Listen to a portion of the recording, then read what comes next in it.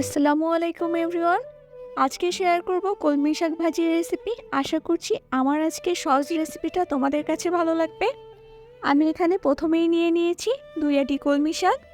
অনেকেই কিন্তু কলমি শাকটা কীভাবে বাছতে হয় সেটা জানো, যারা নতুন এবং ব্যাচেলার তাদের জন্য দেখিয়ে দিচ্ছি। কলমি শাকের মাথার উপরের অংশটা আমি নিয়ে নিচ্ছি। সবগুলো শাকের মাথার উপরের অংশটা নিয়ে নিতে হবে, আর নিচে যে শক্ত অংশটা থাকবে সেটা কিন্তু নেওয়া যাবে না, সেই অংশটা কিন্তু ফেলে দিতে হবে। এই শক্ত অংশটা নিচ্ছি না।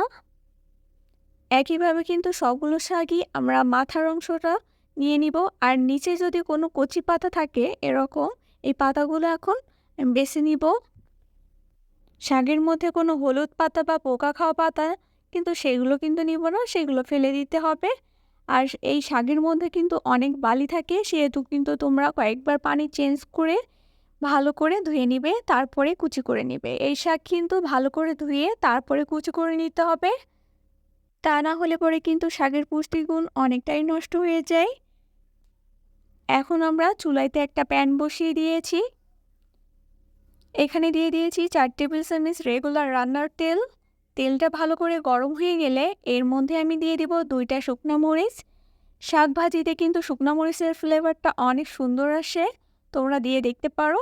এখন আমি এর মধ্যে দিয়ে দেব 3 টেবিল চামচ রসুন কুচি। শাকে কিন্তু রসুনের পরিমাণটা বেশি দিতে হয়, তাহলে পরে শাক রান্না খেতে কিন্তু অনেক বেশি মজা হয়। রসুন আর মরিচটা কিছুক্ষণ তেলের সঙ্গে ভেজে নিয়ে এর মধ্যে দিয়ে দেব হাফ কাপ পেঁয়াজ কুচি।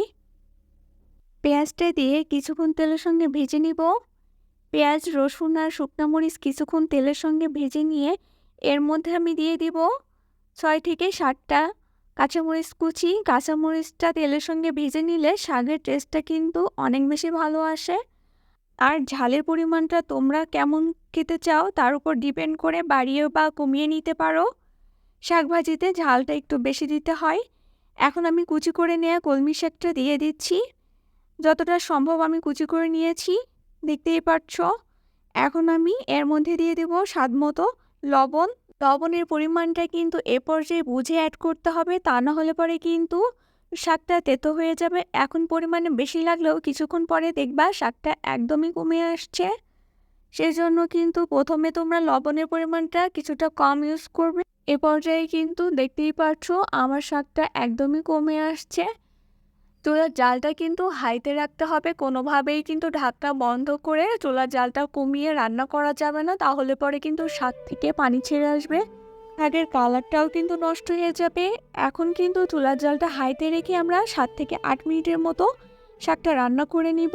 দেখতেই পাচ্ছ আমার শাকের কালারটা কিন্তু চেঞ্জ হয়ে যায়নি, সুন্দর একটা সবুজ কালার আছে। এরই মাঝে হয়ে গেল খুবই সহজভাবে কলমি শাক ভাজির রেসিপি। আমার আজকের রেসিপিটা ভালো লাগলে অবশ্যই কিন্তু আমার চ্যানেলটা লাইক কমেন্ট করে দিও, অ্যান্ড সাবস্ক্রাইব করে পাশে থেকে যেও।